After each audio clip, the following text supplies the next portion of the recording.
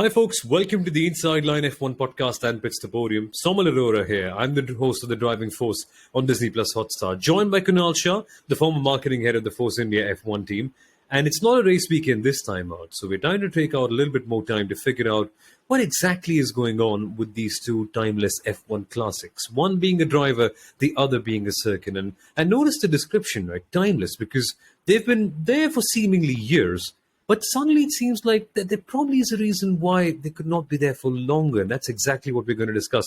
And of course, the person and the track in question is Sebastian Vettel and Monaco. But firstly, Kunal, Sebastian Vettel, I think that's what we should focus on. And everyone might be wondering, why exactly are we talking about Sebastian Vettel? But it's probably a good time to do so, considering how the season has begun and what the last few years have actually looked like for him. Absolutely, Soumil. Non-Grand Prix weekend, but timeless classics that we are speaking about. I actually see a common thread between Vettel and Monaco, just the way you said as well, because, both are old school. Both are legendary in their own ways.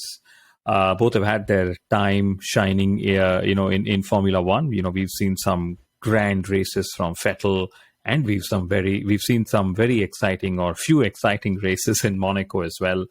I think both Vettel and Monaco are very statesman, very royal, very loved.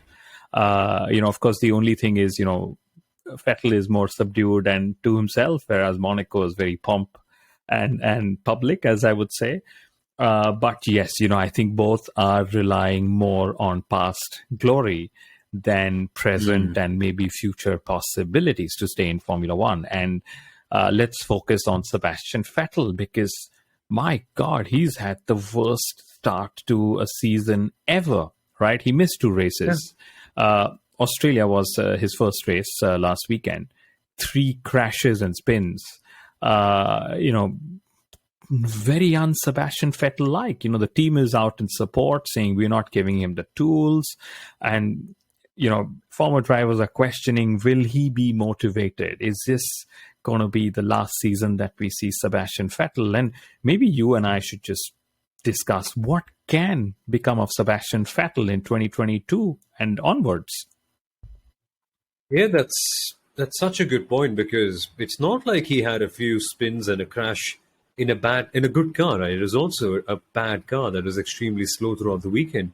So it's not like there's even that slight glimmer of hope. But it's absurd, isn't it? Because Sebastian Vettel, since 2014, Kunal, has been seemingly on a bit of a roller coaster in terms of his performance. And this 2022 season kind of offered a new chance, maybe to see him in a leading light after a couple of podiums last year. But from what we've seen so far, Aston Martin are nowhere to be seen. Vettel's performance is nowhere to be seen.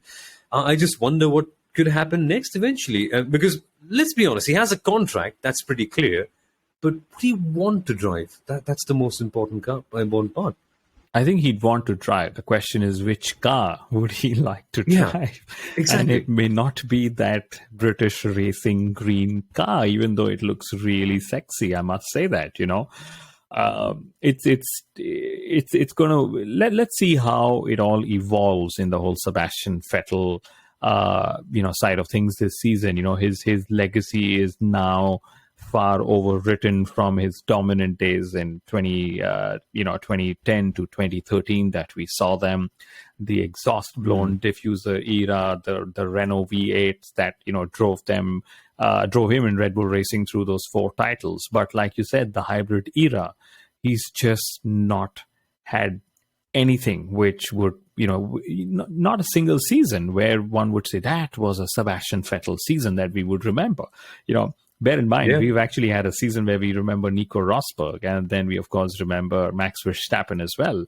So, the question that everybody's asking is, will Vettel go? Should he go? And the question we're asking is, if he does go, what should he do? What can sort of get there with him? Because, Sundaram, who's very famously known as the F1 stats guru, Soumil, he came up with some fantastic stats. And I know you've got a stat from Hockenheim, which which you'd like to share. My stat, which is a very shocking stat, is that the last time Vettel finished 3 successive races in the points was, back in 2021, which was, of course, just last year, which was Monaco, Azerbaijan, and then France. But the time before that was actually back in 2019, which was Germany, Hungary, and then Belgium. Yeah, yeah. I mean, his performance has just been absurd in the last couple of years, and I think we all can agree on the fact that his turning point has been Germany 2018, which is kind of backed up by the stat, isn't it? Because Sundaram has come up and said that since Germany 2018, he's just won 2 races. Belgium 2018, which of course he won on merit, but Singapore 2019, which was kind of gifted in a way because of that old strategy decision and Ferrari getting back to him. It's not been the same Sebastian Vettel, quite clearly, we can tell. And this kind of pops up the question, right? If Sebastian Vettel, let's say, doesn't want to drive for Aston Martin because A, there's no decent car, B, there's no representative teammate, C, of course, Vettel, we all know Vettel loves to spend time with his family, right? So, of course, it'll kind of make sense to do that. Again, speculation, all that. But even if he doesn't, right, which other team would want him? Because let's be honest, the performances in the last few years have just been average for a Formula One driver, if you can put it that way. I mean, I love Sebastian Vettel, but it's just what the things are, Kunal, isn't it? It is, and you mentioned an interesting point about Vettel and partnering Lance Stroll and not having as representative a teammate. And the last representative teammate that Vettel actually had was probably Daniel Ricciardo back in Red Bull. Because Raikkonen, Kimi Raikkonen, the great Kimi Raikkonen, wasn't really as quick in his second stint at Ferrari. At least that's what we'd all love to believe.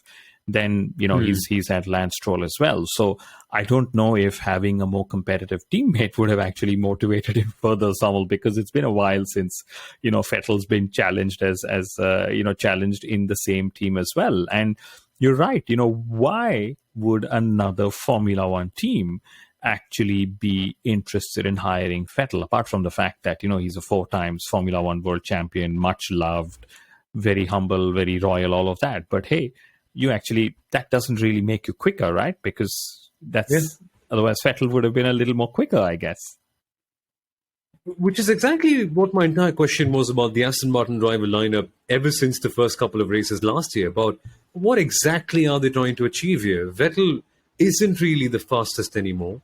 And Lance Stroll, as we all know, is kind of necessary to keep the team running, right? So maybe they could have gone for a bit of a more faster statesman in a way. But it's sad to see things turn out this way. But it's evident. The last time Vettel was with a more competitive teammate, he got beaten by Charles Leclerc, as Sundaram has pointed out. 65 points in 2020 and 24 points in 2019. That was the difference between Vettel and Leclerc, with Vettel always being behind in that case. So it shouldn't feel like we're raining down on the Vettel parade here, but just stating things as they are. Yeah, and it's like, what would it take for Vettel to actually get out of this rut? Not just as a team, but even as a driver, all the spins and crashes that we've seen, which, have become very characteristic Vettel.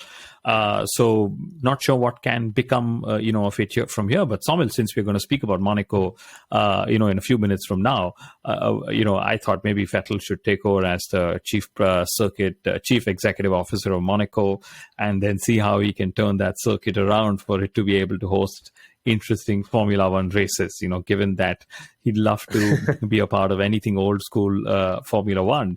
But on a more serious note, the question that has to be asked is he going to retire from Formula One? I think I'm going to split the answer if I was to, answer this question. Of course, I'm not Vettel, and I've asked myself the question, but I think he'll probably quit racing Formula One cars. But I would love to see him do what Fernando Alonso did, which is still continue racing other cars.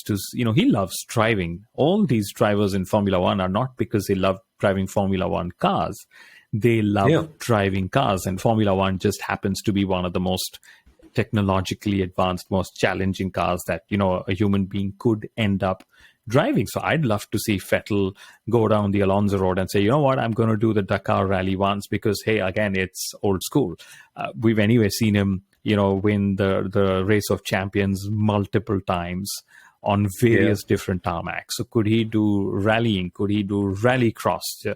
Can he just go take a break where he enjoys the driving, doesn't have the stresses of, being operating in a Formula One team, doesn't have all the emotional drama and the politics that comes with it, give him equal machinery, let him just go have fun. Maybe that could reignite some more passion in Vettel, and who knows, come back to Formula One.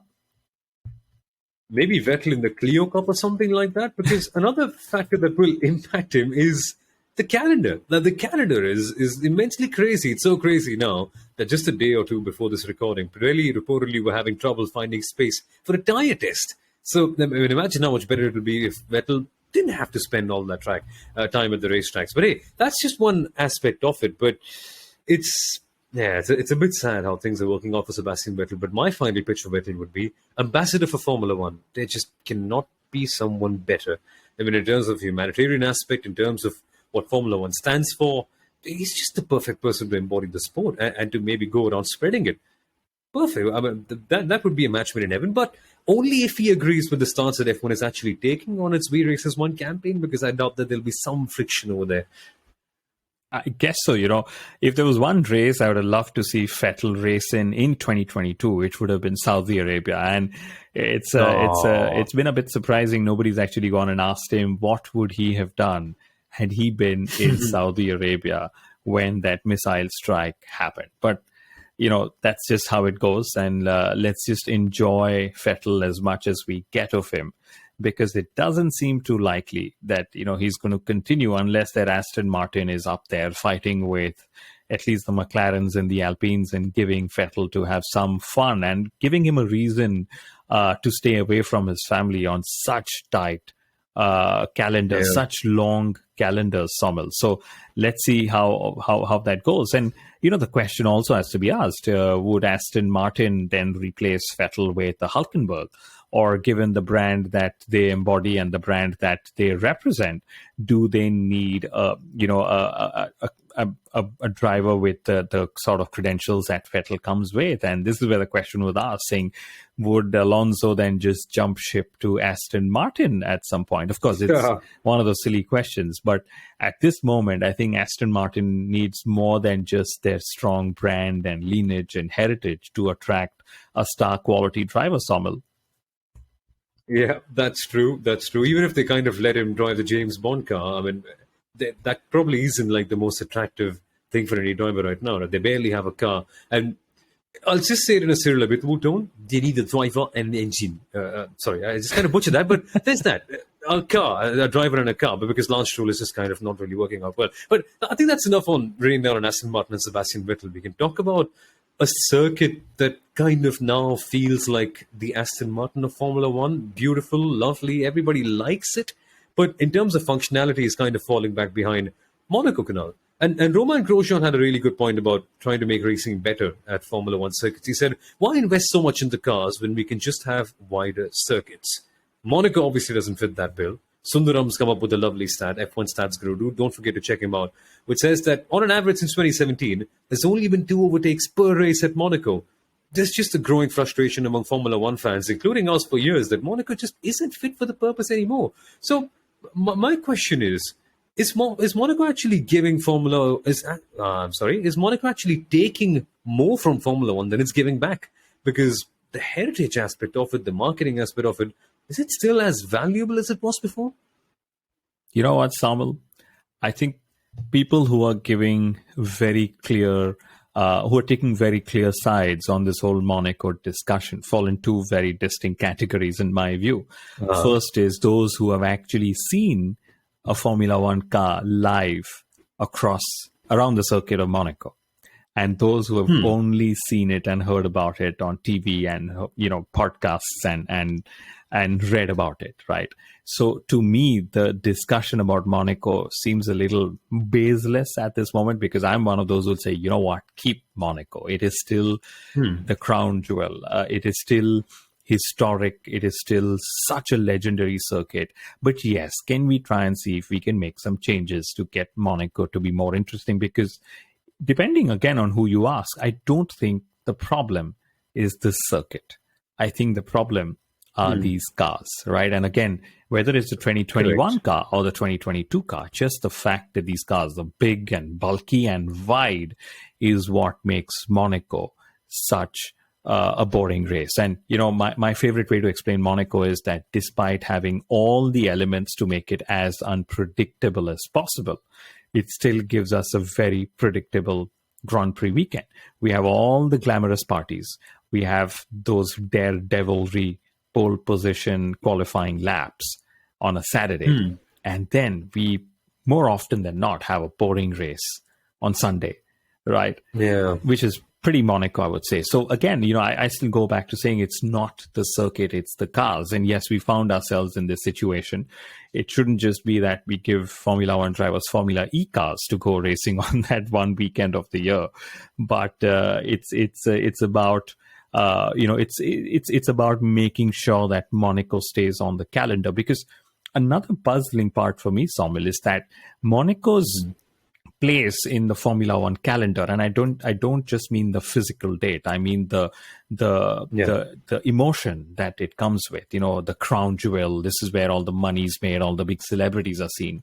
That is being questioned even before a single lap has been driven in Las Vegas and in Miami.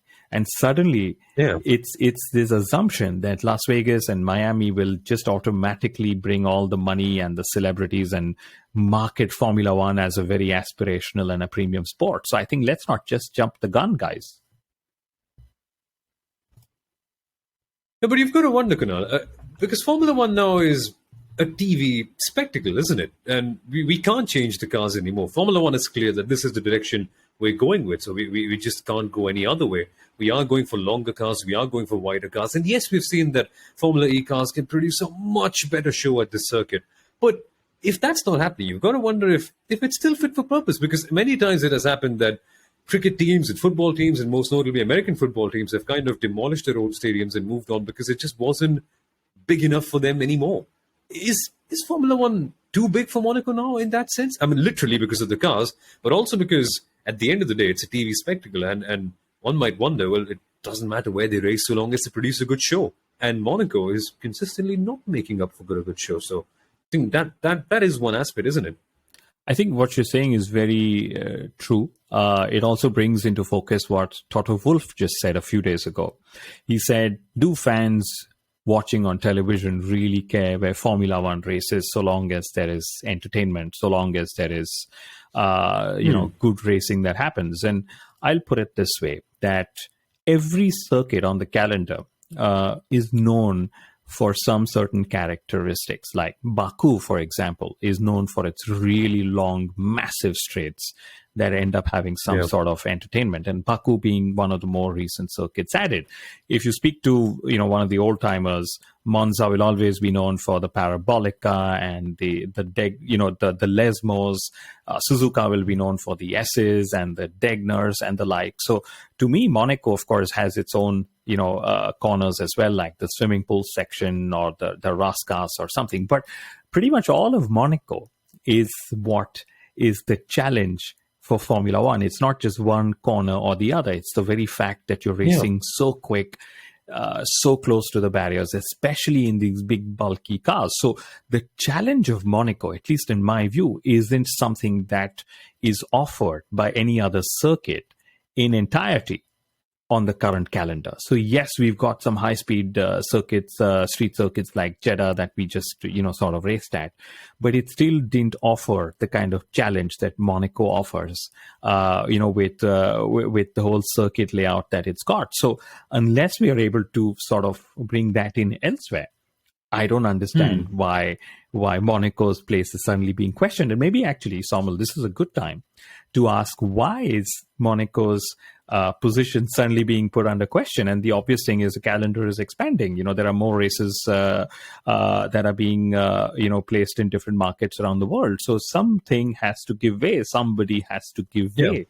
Monaco's contract expires at the end of this race, which is in the end of May. So I believe all these conversations, of course, are tactics to put pressure on Monaco to sign on terms that actually favor Formula One more than Monaco, because up until now, the terms that were always signed off on favored Monaco more than Formula One. Yeah. So it's Formula One saying, hey, let's now talk as equals, or hey, maybe I'm getting bigger a sport than you're getting bigger as a Grand Prix.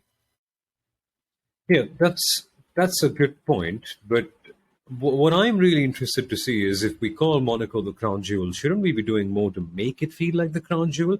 Now, this kind of comes in with Indianapolis. Now, Indianapolis is, again, just like Monaco, much unlike any other circuit on the calendar. It has its own challenges, a whole different structure to the weekend. But because of the different structure to the weekend, because of the different point structure, because of all the extra glamour added, Indianapolis literally feels like the crown jewel of the Indy 500 because of the IndyCar series, I mean to say, because they've kind of given a separate prestige to it. With Monaco, there's that prestige, but it's only like a virtual prestige. There's no real prize added to it, nothing extra as such. So maybe Kunal, do you think that would kind of work out as well? Maybe adding that extra points-based prestige to Monaco, if it really is that much of a challenge, or because normally, as it is right now, with the same amount of points, same weekend structure, everything quite like that, it just feels like yet another race, but just one race that's not as entertaining on TV. At least, again, you could tell that that's the kind of opinion of someone who's not been to Monaco for a race, but there's that. I'll put it this way, Soumil, that at the end of the day, there are two separate metrics for discussion here. Mm-hmm. As a fan, you and I want entertaining races. And for that, could the promoters, of course, do something to try and change the layout a little bit, to try and add some more spaces where overtaking could at least be made possible? Now, the answer to this is it's not as easy because, hey, it's literally around the historic streets of Monaco, right? So that's something only the FIA and then the promoters can sit down and see what is it that they can do to try and increase the raceability, as Ross Brawn puts it, around the streets of Monaco. So that's what a fan is expecting, that, hey, let's race in Monaco. I don't care, but give me better racing. I don't want it to be that, the qualifying order is pretty much what the race order could be, unless there are some movements that happen in the pit stops, right? But the metric that Stefano Domenicali, Formula One, and the entire team is following is, I just need more money from Monaco to justify its place. I just need more terms that are more favorable to Formula One to justify its place in Formula One. We will then figure how to justify the lack of overtaking that could happen, even if we end up racing in Monaco for the next 5 years. So my view is that if Formula One gets the terms it wants from Monaco, we will still end up racing in Monaco come 2023. Yeah, exactly. I mean, if Formula One can justify a lack of safety and security in Saudi Arabia, they can surely justify a lack of overtakes, right? That's not a major problem. That shouldn't be a major issue as such.